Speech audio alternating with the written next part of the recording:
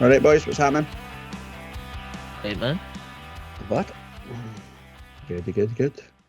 See that we've got an absolute full house for the most disappointing defeat of the season, as in true This Is My Story, rain cloud positivity outlook of all things Hearts, which is decent. Thanks to everybody for joining us or whatever. We try to do one of these once a month, call it Tuning the Hearts. We just talk about all things Hearts. Talk about the semi from Saturday, Sunday. We'll talk about Saturday's semi as well because it was quite entertaining. Then we'll just have a review of the next or the upcoming 5 games in this split and what that looks like from a Hearts perspective, and just a whole load of shite in between. Sound good? Sure does. Sounds right up my street. Soundy. Well, we'll start with Sunday. Where was everybody's pre-game haunt? I hate that side of Hampden. It's always rubbish. I had nothing. I had to drive. Ooh. Did you actually go to the game though? I did actually go to the game, so yeah, I'm expecting a volley of abuse. It's totally fine. But I had to drive because, see, if it had been a midday kickoff on Sunday, that'd have been fine. I could have got back through Edinburgh and trained back down the road, no bother. Could obviously work on Monday, but 3 o'clock, it's just not doable. Getting out of Hampden is shit enough at the best of times, but being able to make the last train home wasn't going to happen, so I had to drive. So it was a thoroughly disappointing day from all angles. Very true. Kev, Yeah, where did you go? So I started off in the Shandon at 9:30 on Sunday morning. I was a little bit embarrassed because I thought I was going to be the oldest guy on the bonkers bus through to Hampden. However, I wasn't. I was probably of average age. There was a lot more people on that bus that were older than me. We ended up in Cambus Lang Rugby Club, and then on to the game. I was 3 sheets to the wind before I even set foot inside Hampden. But hey, that's nothing new for a football match. You find your jacket? Nah. On a 1 to 10 Anybody scale, else? how loud were you? Were you told? Were I you heard them Kev? to Hampden anyway. That's what I thought. Right? Like 7 out of 10 Kev loudness, or 10 out of 10 full obnoxious talking to everybody in a single breath loudness. Well, there was that for the first 20, 25 minutes of the game, and then I became like Corbett and sat on my arse, my head in my hands going, this is shite. So, Hangover. it could have been that, actually, aye. Anybody else go anywhere good? Nah, we drove. None. We were going to go to a pub before, but it took too long to get through. Traffic was shite. So I got into Hampden for like 2:15. Earliest I've been to a game ever. It was rubbish. Saw the players warming up. Takes forever. I like walking in like 2 to 3. Much better. Yeah. My 3. newfound role is I have to be in the stadium for 2 or an hour before kick-off every single game, and it is torture. I'll never be front row at Hampden again, man. It was absolutely terrible. It was terrible. We went to 100 Acres before the game, which was it was all right. It's all right, but I just don't like that side. It's an absolute disgrace that our national stadium's got a Celtic and a Rangers end. Absolutely bananas. I can't think of any other place on planet Earth. No. And it's non-negotiable to, like, you can't even request the other side. They won't entertain it. Police won't allow it. SFA and that won't allow it either, which is just absolutely bananas. If I win the Euro Millions, I'm going to actually buy Hampden, floor it, like totally floor it, and then turn it 90 degrees just to piss off every prick. No, do you right in the first one? Just absolute level. Just floor it, aye. I'd Fuck rather it. it was just concrete. Yeah, turn it into a sewage multi-story works. car park and it'd be more use. Before we talk about the game, can I just say how bad the food? Did anyone get food at Hampden? Aye, I got a pie. It was and terrible. Aye, it's The juice as well. They gave you like a Coke Zero, but it was, or whatever it was horrible. And they were charging like £16 or something stupid. yeah. I only ever drink Coke Zero because I'm watching my waistline, Ken. But it's the two juices and 2 pies was $19 or just shy of. Fucking robbing bastards. It was crap. But Terrible. When I take over Scottish football, it will be like communist Russia. There'll be absolutely zero food, no music playing, there to eat food. Go to the shop and buy food before the game. Just sing songs and get up the road. So the thing at St Mirren, honestly, we went to St Mirren, and the first 50 minutes of the Ultras chat before the game kicked off was how good the meatball marinara pie was. I was like, we're turned into the marinara Ultras, man. It was awful. Well, the game then, was there any surprise in the starting 11? Anything that catch anybody's eyes when you seen the team come through? Cochrane being out was the only one for me, I'd say. That was a guy. I liked that Hart said happy birthday. Happy birthday, Alex. You're dropped. I like that tweet. That was good. I think that was the only thing that probably surprised most people was the fact that he wasn't actually in the starting 11. And given his performances over the last couple of months, I was really surprised that he didn't start. Aye, same. And it was probably the only thing that stuck out. The other thing I found a bit strange was the fact that Lauren Shankland bigged up Barry Mackay pretty much all week in the press about how big a difference he makes and how he can pick that pass and how much quality he's got, and then he never started, which was, I found a bit not unexpected. He's come back for injury or whatever, but it was a bit, I did half expect to see Barry Mackay get a game on Sunday. So anything else stick out? What we have? Let's start with the goalkeeper, because obviously it's been an experiment, or I don't know if I call it an experiment. It's obviously been the plan to play Gordon in the cup. That plan success? Do you see him starting on Saturday at Kilmarnock? What's your views on the Gordon Clark situation? I'll get to the guys that have joined, because you'll have heard their opinion on that last week when we spoke about it. I think he was just given the game before the semi-final just to give him some game time. It didn't really go to plan for him. I don't think he had a great game. A couple of good saves in the second half, but obviously the first goal he's seen wanting. A lot of people said he wasn't good enough for the second goal, which I don't know how much more he could have done. I think the boy clearly went the other way. It looked to everyone like he was going to go in the other side of the goal, and then semi-final, I think he was kind of left to deal with a lot of things. I think the defence were pretty woeful, especially right back. So I don't know. It's hard to say. Would Zander Clark have done better? Possibly. But I think Zander Clark's batting goals for the rest of the season, to be honest. Aye, I'm the same. I don't think you can blame Gordon for the goals on Sunday, but we've spoke about it at length before. Of make people nervous. Like, you have a steady back four, back three, whatever it is. I think it installs confidence. It's no surprise that Rangers dropped Goldson, which actually I was quite happy about. I was unhappy about. Sorry, that they dropped Goldson. But look, Ballinghan came on and was arguably, for me, I know Dessler scored the 2 goals, but I thought Ballinghan had and we couldn't get anywhere near him. Like, he was I thought he had a great game. But they've had the same woes as what we've had by shuffling the back line. You know what I mean? And if you look through our strongest parts of the season, it's when we've been consistently goalkeeper, could name our left back, right back, and 2 centre halves.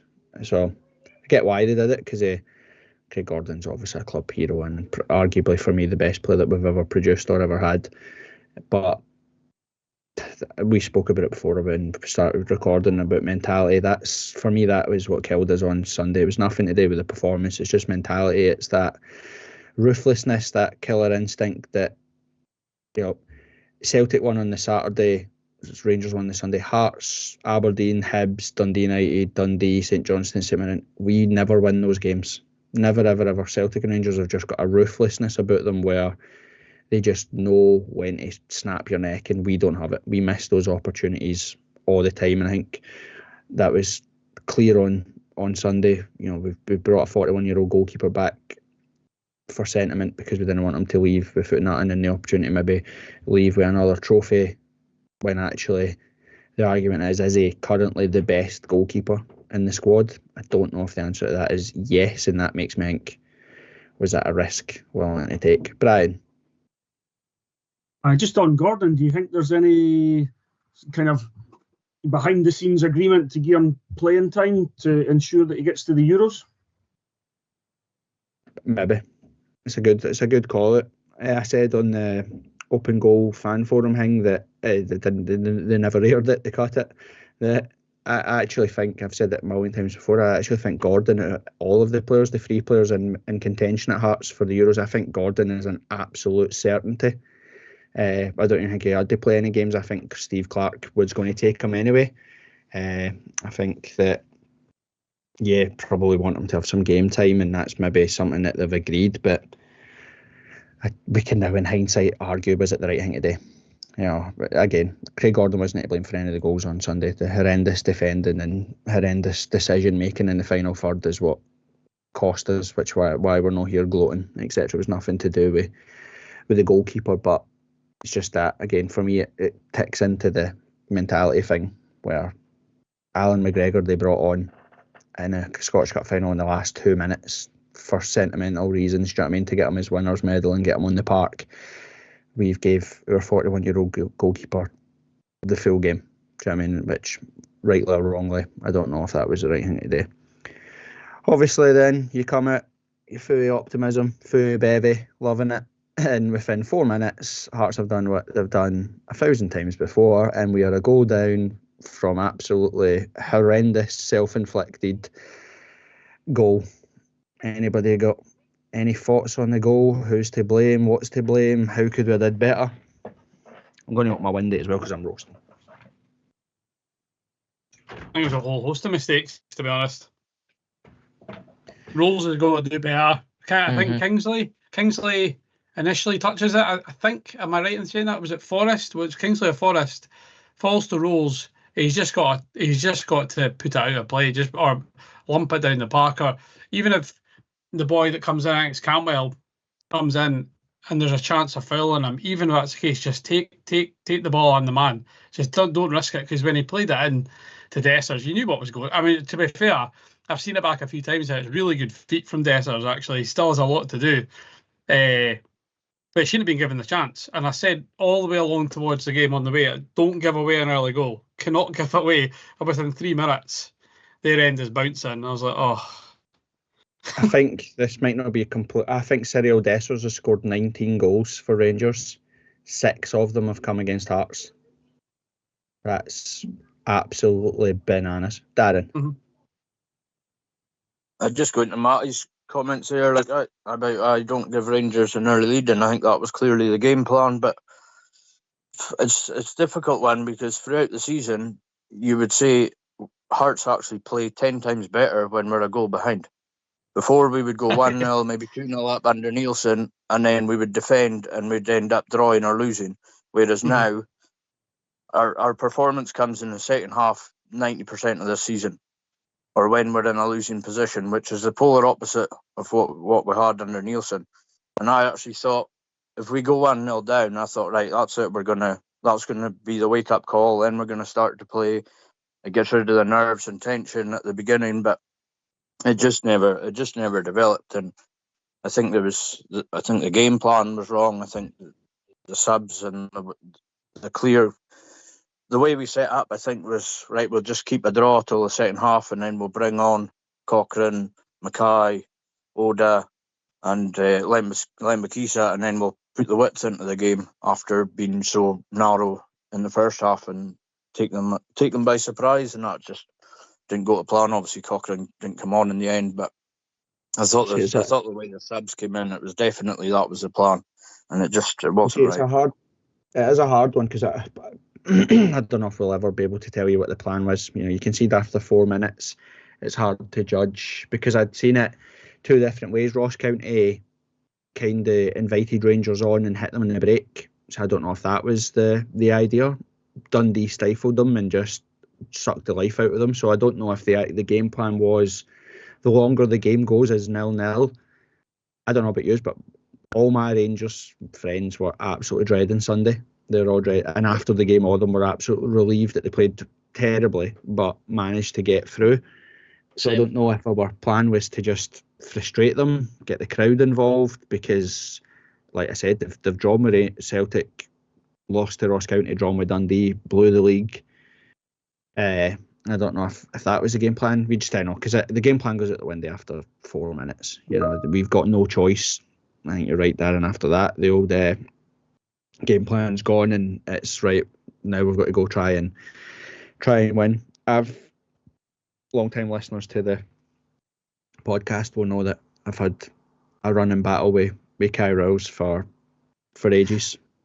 And again, you look at Ballinghan, even Suter, he is a very tidy football player, and at points he's a very, very good defender. He just does not have that dark arts ruthlessness bit in him that you need to play in Scotland. Cyril Dessers is, if that was Stephen Presley, Andy Webster, any or sort of notorious centre halves, even better, they'd have been aye, or they'd be like, he scored one too many goals against us. Like, he's not getting everybody. I didn't care if Cantwell scores two, but Dessers isn't getting any. He's not getting a sniff, because I'm sick of him scoring against us. And the fact that, like you said, yeah, he still has a lot to do, and it's a tidy finish, to be fair to Dessers, but you'd put him on his arse, man. He would be the one guy that would be all over. And like you said, Rose has got, I think Kingsley tries a flick almost, and then Rose doesn't really deal with it. You're looking for a centre half to just take a bit of control there, and I always feel like I do single out Rose, which I do, but it's that stuff there. When one of the bigger things we'll talk about later is just how do we get to that next level? What type of player do we have? I just don't see any. I don't see enough ruthlessness from Kai Rose to be like he's going to be a proper centre half that separates us from Aberdeen, Hibs, etc., and puts us closer to Celtic and Rangers. Obviously, we're there right now, but I don't think the overarching thing for me for Sunday and this season as a whole is that Celtic and Rangers won't be this bad next season. It just won't happen. I think last season they finished on like 94 and 91 points or something like that. I think was the final points tally. They're on 70 something points just now, with only 15 points left. So like, I think they went last season only losing something like 2 or 3 games each. They've lost 5 and 6 games each respectively this season. You don't get these opportunities every year. So it was disappointing. I think everybody in the back line could probably look at themselves and say we've not covered ourselves in glory with that goal. What was your response? Did you think we responded well in the game, or would you have made changes? What could we have done a bit better? Ron. They just had so lack of effort, like so much room all the time. They had so much space, and I mean, you let Cantwell and Lundstrom. You know, the two of them are like Pirlo and Zidane when they play against us, because we don't go anywhere near them. If you isolate them two, they've got nothing. They've got long balls over the top. They've got Tavernier running forward, and then you catch him out. But you're letting that midfield just have as much space to dictate and play the balls they want all day long. And that was disappointing for me. Devlin was the only one for me that got pass mark. I think the early goal. Sorry, Corbett. How'd you go? Do you go for Graham? Graham was going to say something. Just want to make sure. No. All I was going to say was it just spooked us a wee bit. I think it spooked the team. It took about a good 20-25 minutes of the first half. So towards the end of the first half, and started to come into it a wee bit.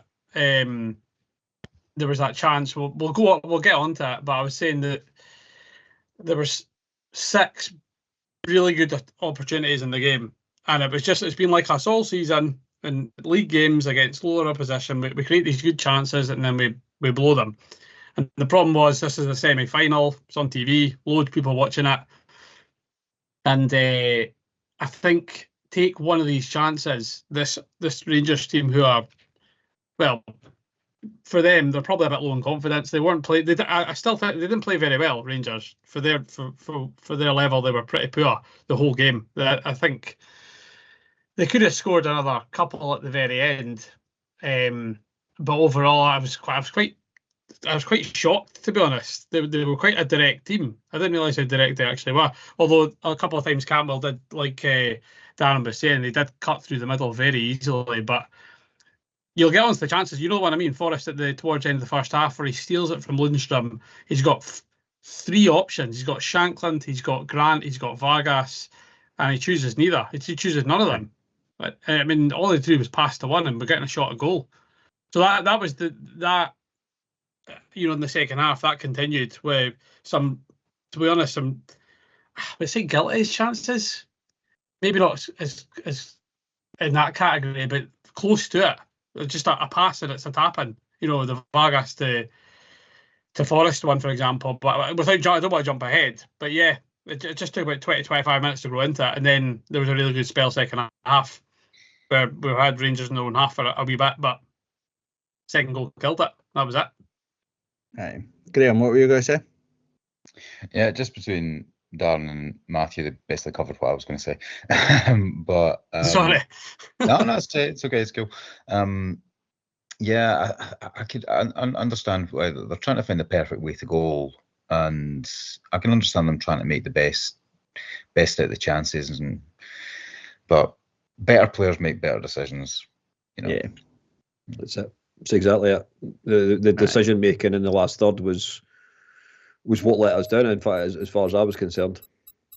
Aye, and the other thing too is I've seen the piece that Hearts Standard did with the chances and slowing it down and pausing it, and I get all of that, and a total fair comment. We've seen it all season long, but I've said it a million times before. When you start looking at if buts and maybes on that end, you have to start doing the same way with Rangers, and they had countless opportunities where they picked the wrong choice as well, where we were completely and utterly overrun in the midfield.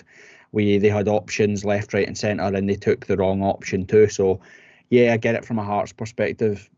We've been guilty of that all season. We've been very guilty of that all season. Same even when Tagawa came on. I've not watched any of the analysis to see if it's even picked up, but Tagawa twice had made really good runs and nobody picked him out.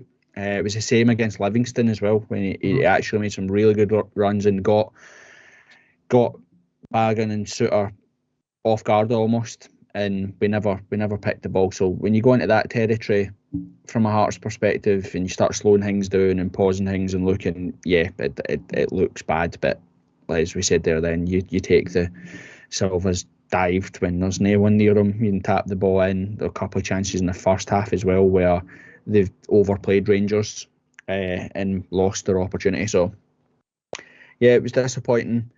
The midfield's one I would want to talk about because I don't know about you guys, but for me, those games just highlight it. For me, every good team has someone in there that just, you know, steps up a level. Ours is Shankland, you know, when we need someone to go up and beyond, we've got Shankland. But like, you know, Lundstrom, if we were to do a poll now for fans and went on Twitter or any Hearts social medias and say we take John Lundstrom's come to Hearts in the summer, folk would moan. Folk would say I don't want him. Same with Todd Cantwell or whatever. But they absolutely ran the show on Sunday. And again, it's like Devlin has got bags of enthusiasm and brilliant that he runs about and he tries really hard and all that sort of stuff, but he genuinely lacks quality. Like, and people seem to just ignore it. That if teams playing against us, they are absolutely laughing to let Benny and Devlin have the ball 20, 30 yards out of goal because they know they're going to shoot. They know they're not going to shoot, and you can watch them. They're happy for them to have the ball because they're not going to do anything. Whereas you look at a Rudy or a Paul Hartley or Fulton or Colin Cameron or Scott Severin or somebody that we've had over the years in there, they'll ping the ball. Ollie Lee will shoot for distance. All that, we just don't have anybody. Gino was good at it as well. Would ping from distance. We just don't have anybody that will shoot from far out. And I think teams, they love it because it means they can face us up. It means they can get back in shape, and it's no hassle. Brian. Yeah, no, just in the midfield there. I'm sure he must have done it at some point, but I don't remember Benny making a forward pass at all on Sunday. I remember him falling over about 3 or 4 times and passing it backwards. I mean, Devlin's there to break up the play. That's what he does. He wins the ball back and hassles folk and harries folk, and I saw somebody had him round the neck at some point on Sunday as well. But Benny's supposed to be there to have a bit more culture and a bit more thought about what's going on, but on Sunday at least, he didn't show anything for me. I don't think he's that kind of player, to be honest with you, Brian. I think he is the one that's supposed to break it up, move the ball onto somebody who's a bit more skillful. The problem is that there's nobody else round about him who's skillful and creative and that can drive a midfield forward at this moment. And then that you can go back to is down to recruitment. I think maybe there was a plan that maybe George Grant was that player, and Corbett, Scott Fraser even, but Scott Fraser, I'll happily pay for his flight back down. Yeah, me too. Okay. But then hopefully the likes of Spittle and Danda next season will be that person. Well, I can't see it. They're neither the two of them are the type of player that we need. I get it. Spittle gives a bit of fight in there, which is going to be good, and he'll ping shots, etc. But you know what I mean. Like if Paul Hartley had that John Lundstrom performance on Sunday, we'd all be buzzing about it. Do you know what I mean? Like he was battering into tackles, he was winning headers, he was bursting forward for the midfield, it was linking play, and we've got Benny and Devlin are great at that, winning the ball back, but they don't know what to do with it once they've got it. Do you know what I mean? There is no like run forward with it with purpose. They're looking instantly to get rid of the ball. Instantly, their heads are up, going, "I don't want this ball," and teams are happy for us to have that. I've read the comments online and stuff, and I don't think Benny had a bad game on Sunday. I know that's contrary to a lot of people, but I've rewatched the game. I don't think he had a bad game. I don't think he had a brilliant game, but I don't think anybody really had a superb game. But we are definitely missing someone of that mould in there, and I'm hoping, like we've said, that some of the signings that we've got just now will do that for us. But that would be, again, you're looking at maybe Hoff would be ideal in there, but I just don't know. I just don't know if he's going to be the one that's going to take us to the next level in that space. We've missed him. I thought he's been a big miss in the midfield the last 5-6 games. I've heard rumour that he won't be back. He won't be back this season. Is that? Off. Yeah. I don't know. Hearts are brilliant at this stuff, aren't we? Like, if we keep losing games, Boyce will have been a miss, and Halkett will be a miss. The longer they're out, his powers have grown exponentially since he's been out. He took a very slow start. Yeah, he was coming onto a game. But what we're looking at for Sunday, for example, I just don't... that's not the type of performance that we've seen from Hoff either on Sunday that was missing. So I don't know if he's the guy that suddenly fixes all the issues that we've seen from Sunday. I don't think he would have made much difference either. You talk about Hartley there, and it's exactly when was the last player you would see from midfield who would play a 1-2? He'd play a pass and start running and get it back, as he's going forward. The last player, and as daft as it sounds, is probably Jamie Walker, who would didn't run very often or have the fitness, but who else is actually in that midfield, will pass the ball, run forward, or take the ball off, as you say, a player that will break it up, like a Devlin, a Borelli, or an Ian Black even. We just don't have that at all. When we used to watch Paul Hartley, it felt like he literally never stood still. Like it felt like he never stopped running. But Benny looks like he's walking every time he's got the ball. Devlin, like I said, I hate saying busy fool because it diminishes some of the good aspects of his game, but he just does feel like a busy fool. Like he feels like he runs around enthusiastically. Yeah, he runs after the ball. That's constantly. Aye. That's He's not. There was a point in the first half as well. We were talking about chances. There was a point in the first half where he actually won the ball back brilliantly and was running at the Rangers' defence, but you knew he was running away for a goal. He didn't want to shoot. Like, do you know what I mean? Like he was desperate for someone to pass the ball to, and that's the chance you mean. I remember that. I was shouting him. I was like, he could shoot. He could have shot. Shoot. Like you say, look at Rosenborg. If he doesn't shoot in Rosenborg, he doesn't score. Like, you can get deflections, you can get a corner, it can deflect and fall into the path of somebody else. This whole recycle the ball and start from scratch again. There was points as well where Benny actual won the ball midway in their half and played the first pass that he seen, which was back to Kingsley or back to Riles, and you've got time there to take a turn and look forward in it. We've said that a million times before. It's a hangover from Robbie Nielsen. When we're at our absolute worst, we look for that safe pass every single time. When we're at our absolute best, somebody will take it in the half turn and we'll play it into pockets, we'll drive into pockets, we'll look for something a bit different. And I think we were too safe. Like you said, maybe spooked. You got a goal down. You're fearing this team scored after 4 minutes the last time they played us and beat us 5. Like, let's not get embarrassed. So maybe that plays into it. What about the defence is exactly the same. You know, you've got I don't know how many times Rowells and Kent just pass the ball, look for someone out wide or forward, can't find them, and then they turn back and pass it back.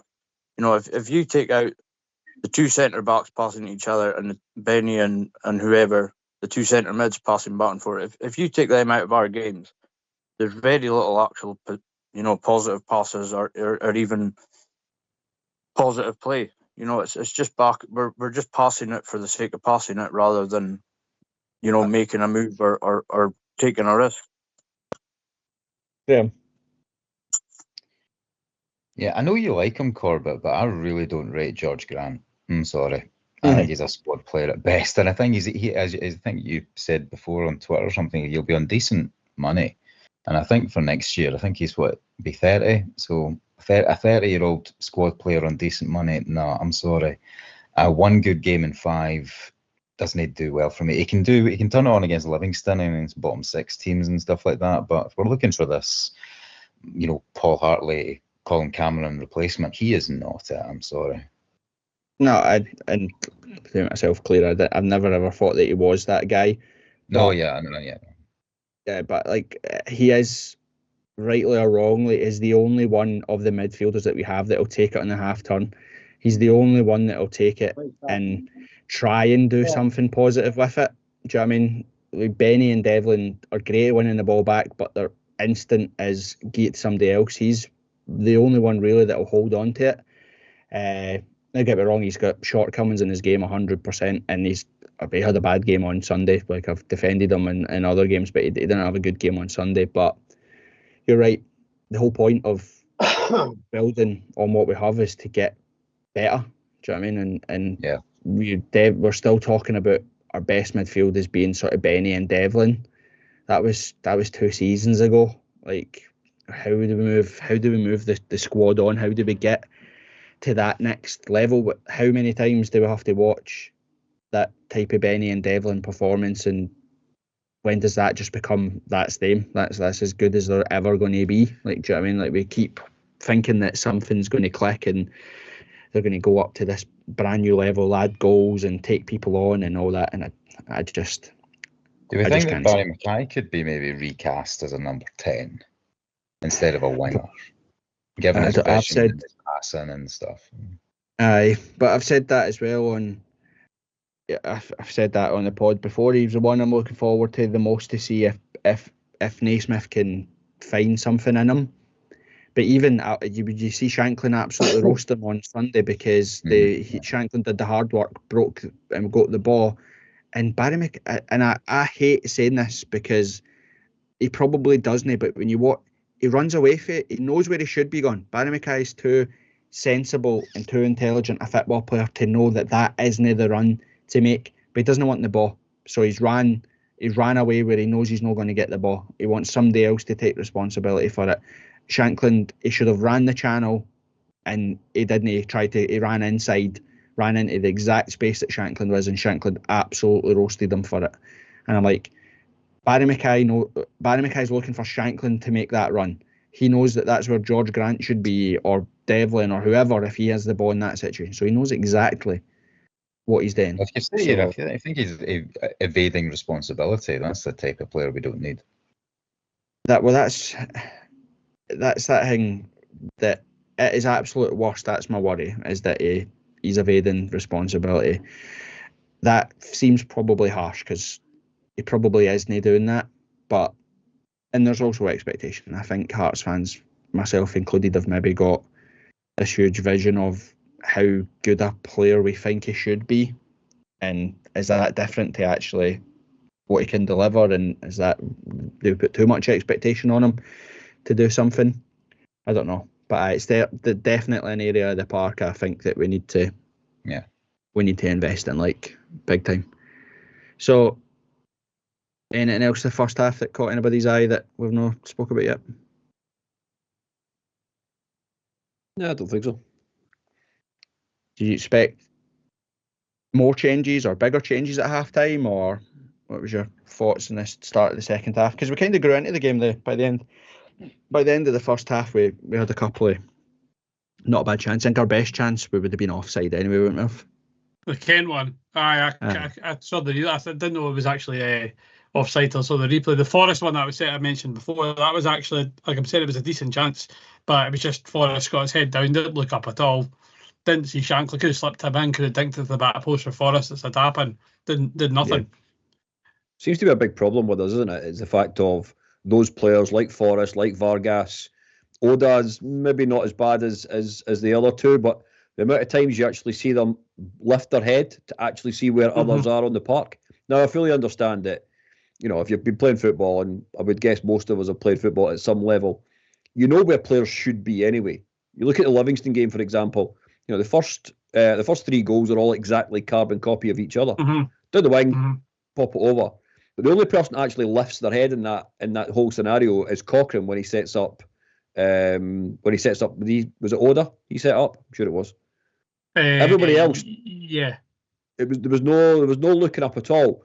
And I think that's one thing about the player. And again, this goes back to what Corbett said, and a number of others have said, is the level of player that we have. A good player, of which Barry Mackay does fall into that category, will look up. He'll assess the situation as he's running with the ball. We seem to be buying players, or we seem to have players who just don't have that ability to look up and control the ball all at the same time. I appreciate that you know, that's, again, comes back to money and everything else that gets involved in that side of things. But I think there's an element of just being aware of the situation around about you and having that observation level, which I think was lacked sometimes on Sunday. You looked at it from a defensive, but there's some naivety in there as well, because there was a point in the first half as well where the ball was going out for a goal kick and Atkinson tried to shepherd it out and then gets himself so much in a tangle that he would give them a corner. And it's stuff like that where you think, what are you doing? If you take a touch and launch it up the park, or if you think it's going to make it out, try and batter it off him and get it out. Or if worse comes to worse, just knock it out for a corner. Like, I know it sounds really stupid, but like losing a corner because you've tried to do something and it's no worked, as opposed to confidently, we'll knock it out because we'll defend this corner. It's different. Like, do you know what I mean? There's different ways of dealing with that situation, and it spreads a nervousness. It's a bit like the Gordon thing. Gordon came out against Levy, tried to take a touch. You're coming out, just fucking volley it. Like, just, I mean, just show that you're fully committed to your decision. Whether it's right or wrong, you're making an ass of it. It doesn't matter. I'm just going to fucking toe bang it as far away as possible. But he comes out and he half tries to take a touch, tries it, and he gets caught in no man's land. The same with that, running into the corner. You know what it's like? Rangers win that corner, their fans get a big cheer because they think, oh yes, we've stole something off them. Whereas actual, knock it out yourself and go, right lads, come on, face it up, we'll deal with this, is different. And it was the same. We panic in the final third, like you said, with Forest and all that stuff. It's almost like, oh my God, we're in. And it's, what do I do? Whereas it's, in all the time when you didn't want it to, I suppose that's football. They fault it, like if they fault Shanklin, you know that he's got the sort of ice coolness to make a sensible decision, where the others just sort of panic and almost, like you said, they get their head up being like, oh, I need to give the ball to someone else. Someone else take responsibility for me because I don't know what to do. I think Naismith summed up quite well after. It was just immaturity. It just lacked that cutting edge. We talk about mentality. Mentality is part of it, and the reason though Farmer are so good, well, they do have the winning mentality, but they have a lot more money, they have a lot better players. That also helps. And when you put that hand in hand, no team in the league should really be beating them at any point. But I think when you face a team that's clearly better than you, that can sometimes make the difference. You know, the way to sort of bridge the gap in terms of quality of player is sometimes the actual mentality, like that, the belief in the team that we can beat you, as opposed to just saying, but we'll try and keep you out as long as possible, and then we'll hope for the best. But I'm not saying that's what the Hearts team did on Sunday. I think, like I'm saying, I've said this, that it was the same. You lose a game to the same opposition over and over again. People say the same thing. Shot it. Didn't lay a glove on them. And this was much different to the League Cup semi-final. I think the League Cup semi-final was terrible.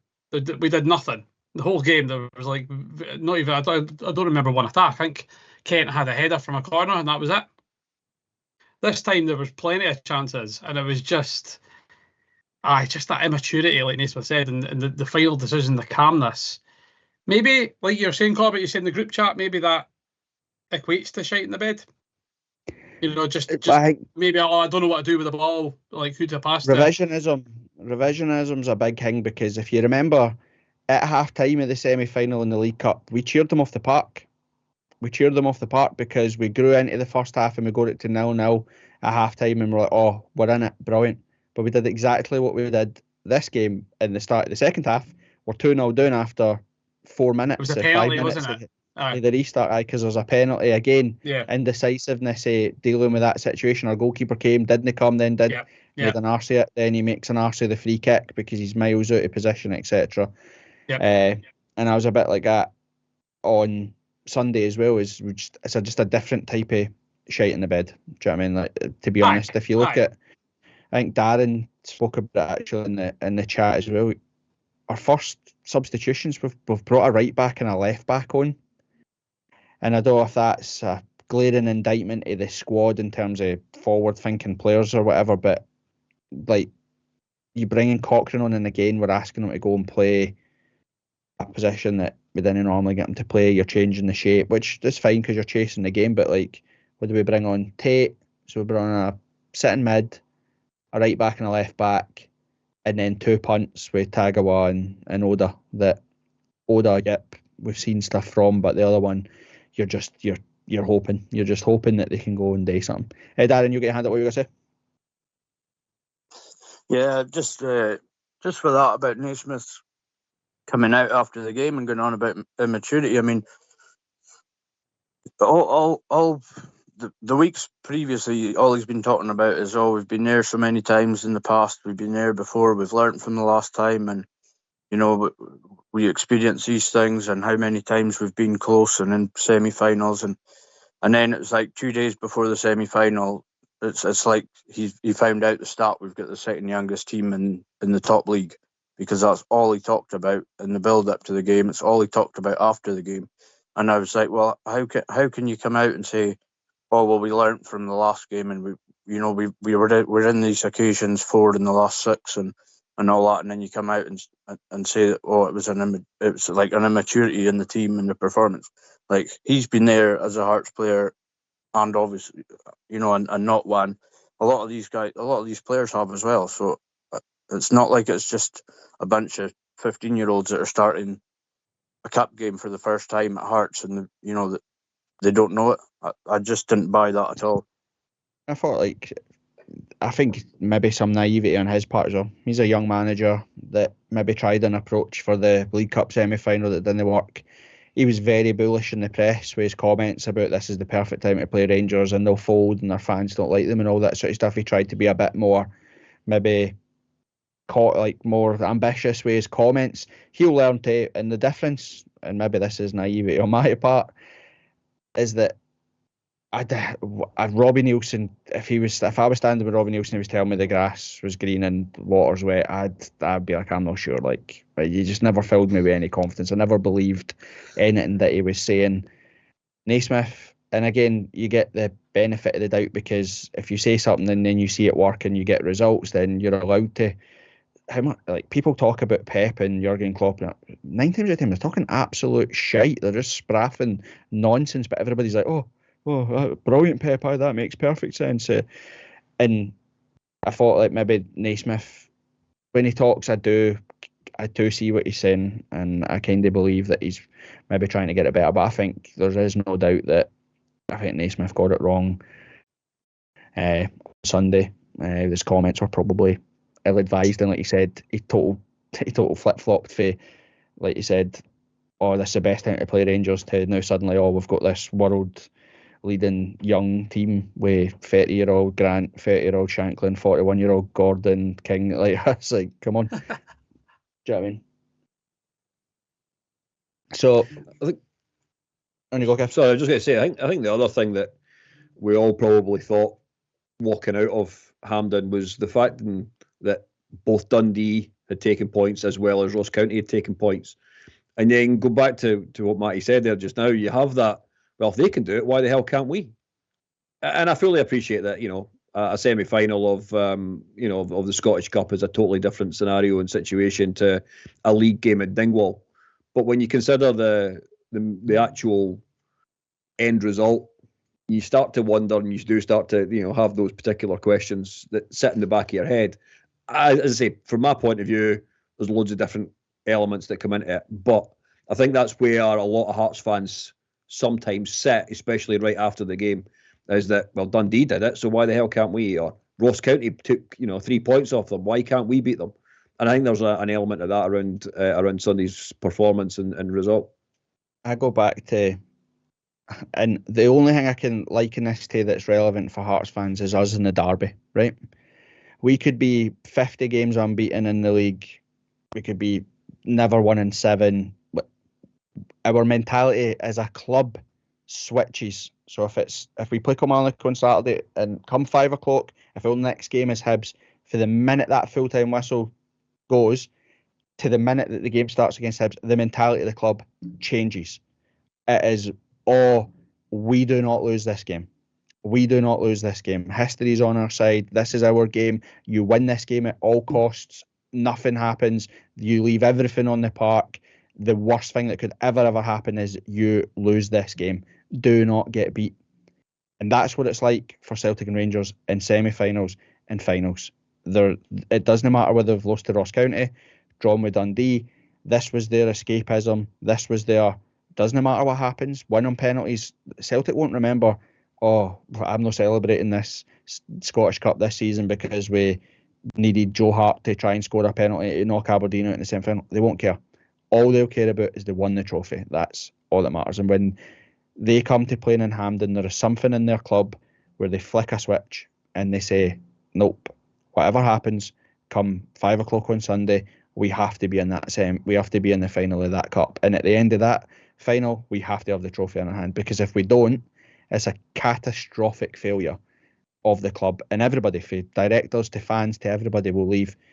And then you thing with that with us, we are begging fans to come to the game because we've just got no confidence that we're going to do it. We're filling the crowd with kids and wives and guys that have never been to football, and we're giving them scarves and we're filling them with sweeties and juice and all that sort of stuff. And it's at the end of the game, it's but it was a good day out. We got to Hampden and we'll get here again, and don't worry. We've just the attitude to the club, and I'm not saying that that's right or wrong. I'm not slagging that mentality, but we've got to change that mentality if we want to go win trophies. Like I said, we've been now to what was it, something like since 2012 we've been to like 6 occasions or something like that where we could have potentially got to a final or won a trophy, and we've come away with absolutely nothing. We've got to break that mentality. We've laid the foundations of getting there, because for years, I said this walking out to my dad the other day, I was like, I remember being a wee boy, never getting to Hampden. Never. Like, it felt like we never, ever got to semi-finals or whatever, whereas now, every other season, we are in a semi-final or a final of a trophy.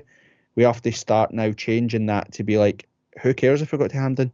What matters at Hampden is the outcome, no getting there. Getting there isn't an achievement for the third best club in the country. That has to be the bare minimum, right? So how do we go and win it? And I just think that plays a big part on Saturday and Sunday for what you've seen. Like I said earlier, Aberdeen and Hearts don't win those penalty shootouts versus the Old Firm. We just don't. We've seen it ourselves. We lost a Scottish Cup final in a penalty shootout when Celtic had blown 10 in a row. They were chucking sharks at their board. Like, we were all over the place, and yet they come and play us and we lose. Do you know what I mean? Like they have the what was his name, the young goalkeeper that never. I don't even know if he's a goalkeeper now. Do you know what I mean? I don't even know where he plays. Oh, Saved I know the bad. 2 Connor Hazard. penalties. I think that's Connor Hazard. He's not even a goalkeeper anymore, and they win that trophy, and it's just one of those things. Like, and I suppose there's nothing else really to talk about. The games that we talk about. Do you see this season as a success? Like, what do we build on? What's your overriding views? Brian, you've got your hand up just now. What's your overriding views on the season? Well, I know I was just going back to the semi-final and just going to ask you who took out the hit on Silva. Yeah, and was it worth it? I think it was actually a Rangers fan himself. Even they were embarrassed by that. That's when you know that it's bad, when they're like, Jesus, that was angry. And again, the overriding thing for Sunday when I got back into the car and was driving home is every single one of my Rangers supporting friends were like, thank God that. And it was the same with the Scottish Cup final after the Europa League thing. They genuinely felt like they were going to get beat because and we just seemed to be that. Oh, you need a point, you need a win, you need a victory. Cool, here we come. Part of me thinks it's even worse. I mean, Silva went and doing. Nobody was near him, as we all know. But he went and doing expecting a defender to be on his heels. It was easier for him to tap the ball into the net, but he went and doing expecting to get the penalty that they always get. It's like it's drilled into them straight away. Yeah.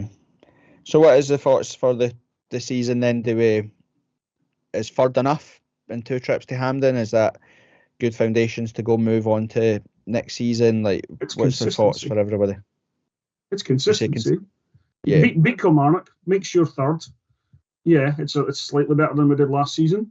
Even if we then capitulate, we've got third in the bag. Yeah, it's consistent. It's always been about, for me at least, it's been about consistency, being the best of the rest, and then you can maybe look, and then it's going to be a few years down the line still, but then you can look to try and claw points away from the top 2. Yeah, you have to acknowledge how, like I said on the open goal thing, that for the 1st of November till now, we're 17 wins for Rangers, 16 wins Celtic and Hearts. We're only technically 3 points behind them. And then you look at our start to the season. So we're definitely making inroads, which is great. And like, there's loads to be positive about, right? Let's be perfectly honest. We're upset because it was such a decent opportunity to beat Rangers on Sunday.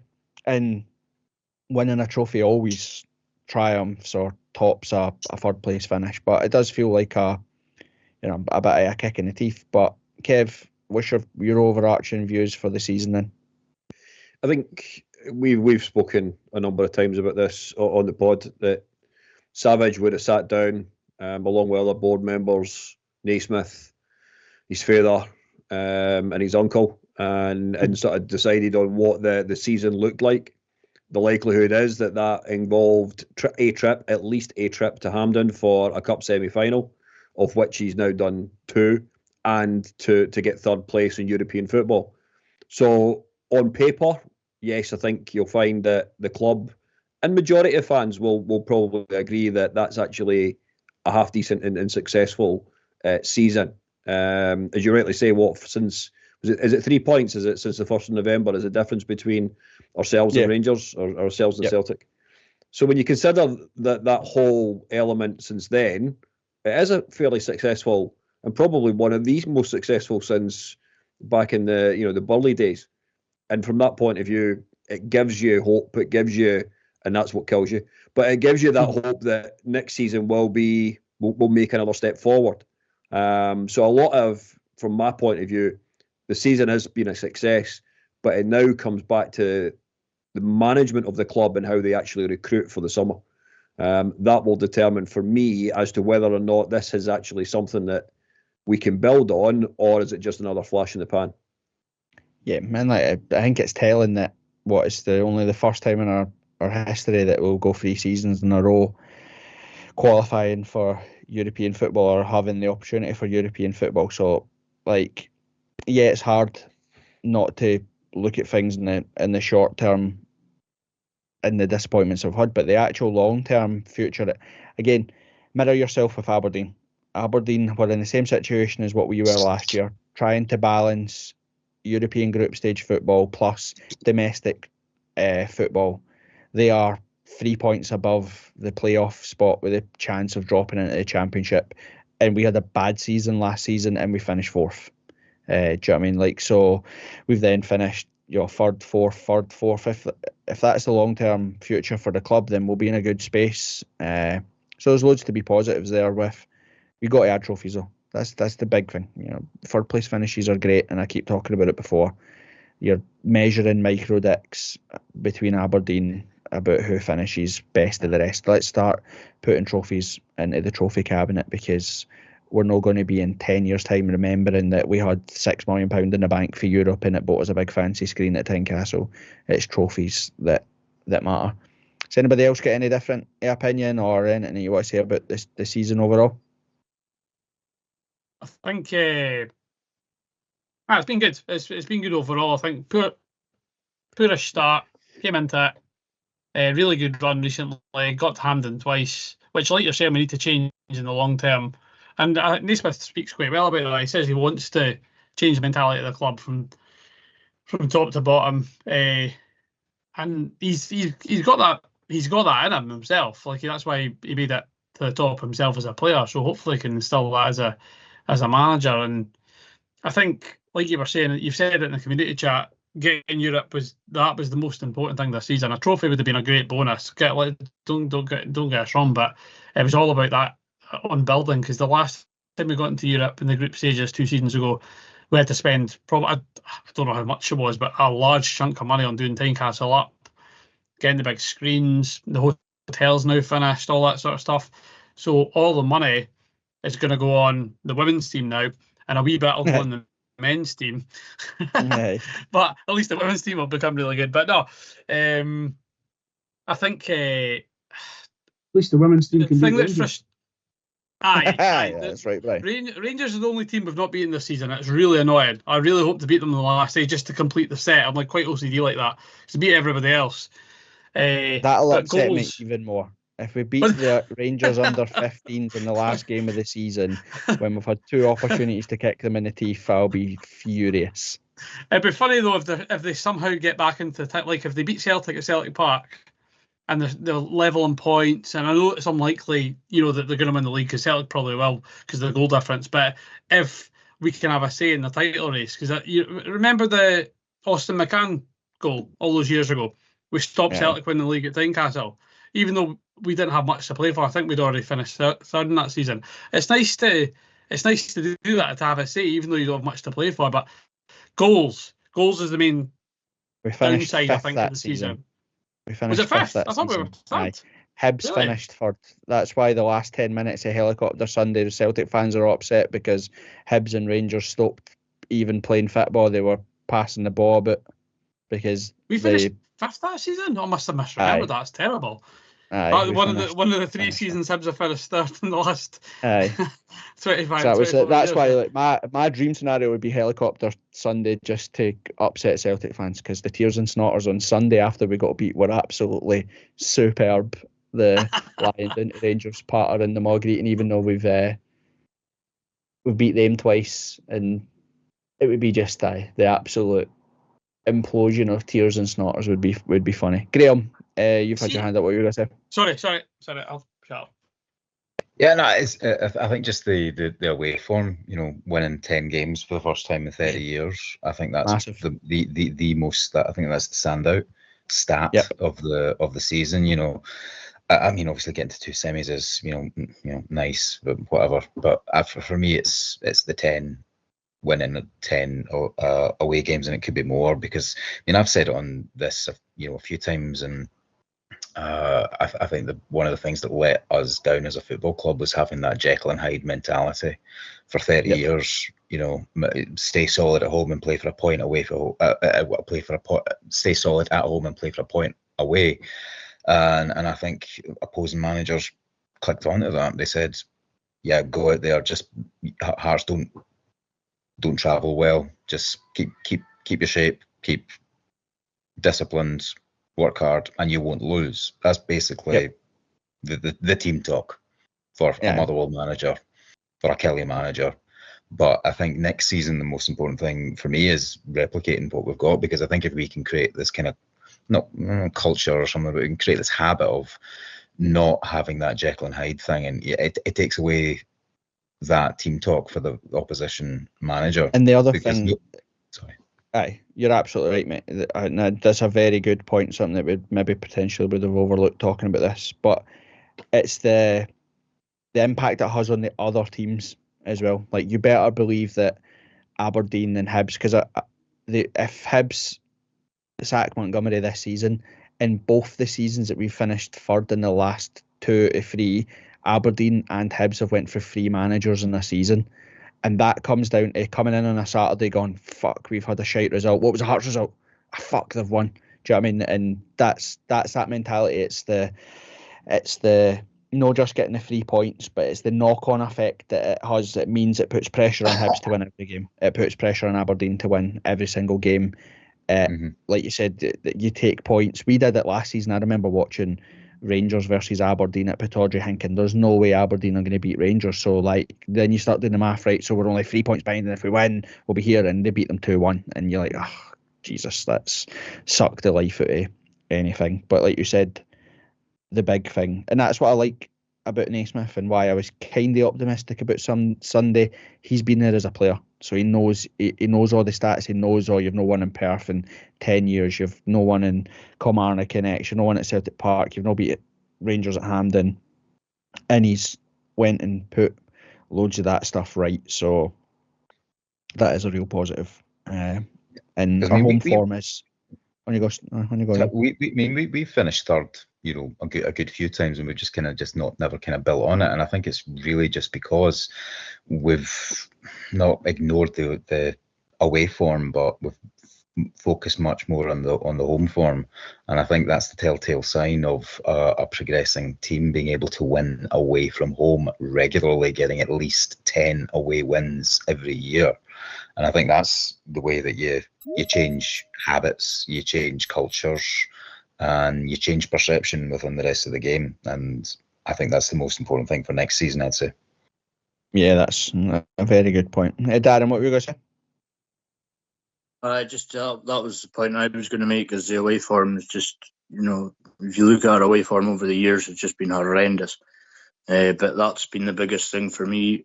I was surprised at how well Naismith's done, but the away form actually has just been the best thing, I think, under his regime. And I think as well, if you look at certain individuals, you can actually see he's improved them. Alan Forrest, he wasn't really doing much. He was in and out.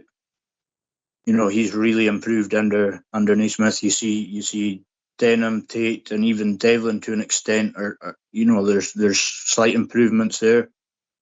My big one for improvement is Shankland. It is no coincidence that Stephen Naismith was a striker that played at the very, very top level, and now that he's managing Shankland's game has went from penalties and stuff last season to actually his all-round game now is superb. His link play, his finishing, his range of finishing, his passing, his assists as well. What did he get? 6 or 8 assists as well as 20, 30 goals. Like, that's incredible.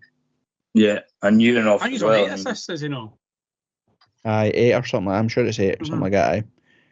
You look at Newton, we were all after 10, 12 games going, this guy's woeful. Look at him now. When he's fit, he's probably one of the first guys on the team sheet. Aye, I would agree. So what about sorry, Brian, what were you going to say?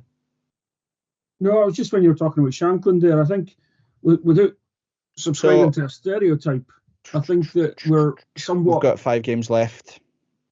What do we think about? What was that? Sorry, my microphone stopped working. Your microphone? Oh, we can hear you. Yeah. Oh, okay. Sorry. No. It's just.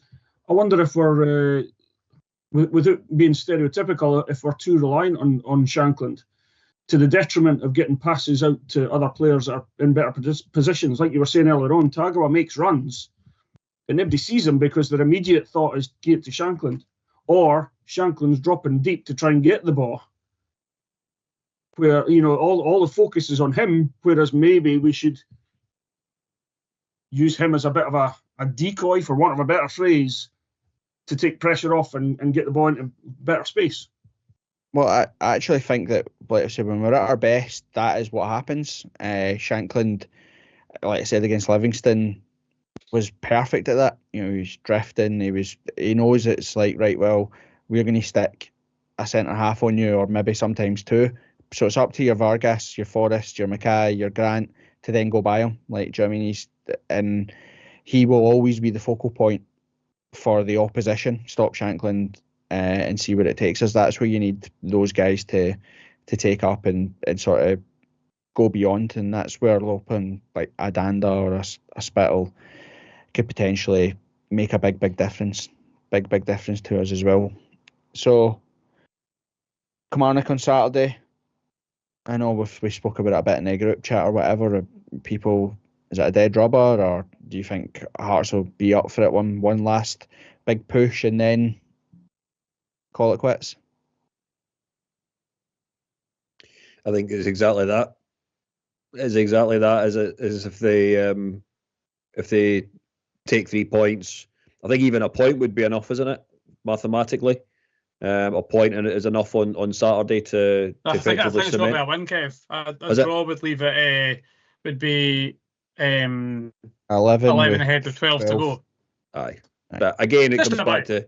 Aye, we've said this in the group chat as well, around the chances of Kilmarnock actually beating both Celtic and Rangers is probably minimal, but it won't happen.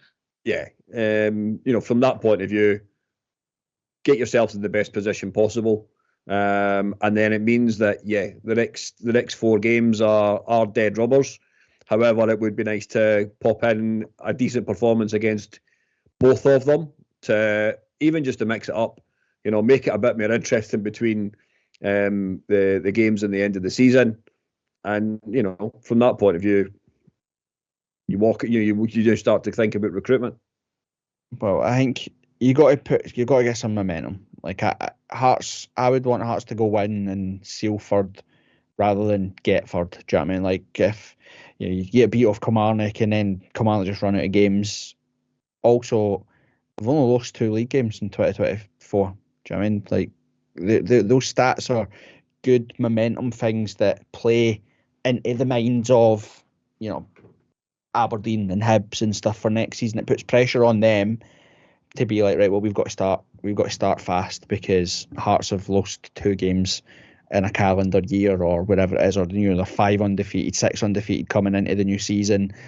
All those things matter. You know what I mean? All those things play a part, and I would just rather we had some momentum to end the season. My worry is that we won't, but Saturday, I think Matthew said it in the group chat, it'll go a long way to show sort of the mentality of the squad if we go and try and put a marker down on Saturday. Darren, you had your hand up there, sorry. Sorry, I hadn't removed it. Okay, right, here we go, Matty. I was just going to say, totally spot on. It's going to tell us a lot about the difference, because you were talking about a couple of seasons ago, after we lost. No, it was this season. Sorry, after we lost the League Cup semi, I was saying how we went to Motherwell 1-2-1, but that was a different sort of scenario where like the fans were no happy. You had the banner at Kilmarnock. That was, I think you've said a number of times, that was Naismith's potential last game. If he didn't win, he was out. This is a bit different. I mean, Kelly are weirdly a team we're undefeated against this season, despite them being one of the better sides, and we've had some tough games against them, and they are a decent side. So I think after a sort of, let's face it, the players will be down. I mean, they're only human. They'll be down after that on Sunday. But Saturday will tell us a bit about whether they're, like you're saying, determined to seal third, if you like, to win it, to earn it. I'm not saying they've not earned it. Like if you finish where you finish at the end of the league season, you deserve to be there. But you do want to sort of just fall over the line. You know what I mean? You want to try and finish the race strongly. And I I know you want to get to predictions. I don't see us winning on Saturday, but I don't see us losing either. I think it'll be a draw. I just think that the team will have enough about them to get a point. Well, might as well then. Seamless. Let's do some predictions. Going in, Matty, you start it. What's your prediction for Saturday? 2-2.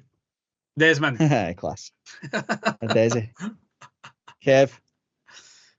I'm going to be positive actually for Saturday. I know I said that it would be Rangers 2-0 on Sunday past, but I'm going to go 2-0 for Hearts this weekend. Ando. Score draw. 1-1, no, 2-2. Nice one. Anybody else? 3-1 Hearts. I'll go for the most boring St Johnson style 0-0 draw where we just cancel each other out and it's just dreadful. You're a long-served Hearts fan, aren't you? You know exactly what's going to happen. Yeah. Well, I'm even longer served. I think Hearts will lose on Saturday. I said that in the group chat. I don't see Hearts winning. I'll be very, very surprised. I know, boring. Hopefully Hearts prove me. Hopefully Hearts prove me wrong, but I think it'll be like 1 or 2-0 to Kilmarnock. They've got more to play for than what we do. Right, troops. Thank you as always. Thanks for joining. We'll do it again next month as well. Anybody that wants to join in, just let us know. Comment on YouTube, or just still follow the link on Twitter or X, whatever it's called now. You can join the podcast community chat. Keep in touch with what we're up to. Got some decent stuff happening. Next couple of months we're recording our 150th episode with Big Hearts. We'll get some details of that. Some first team players will be there and stuff. So when we've got a wee bit more detail, we'll let you know, because we might even offer it up to come down and help volunteer on the day as well, serving hot meals in the community. We'll let you know. But thanks, troops. Hopefully I'll see you all the next time when we're glory-filled last 5 games where we launch into Europe and it'll be all sunshine and rainbows. Right, see you all later, troops. Cheers, guys. Cheers, boys. Cheers, guys. See you later.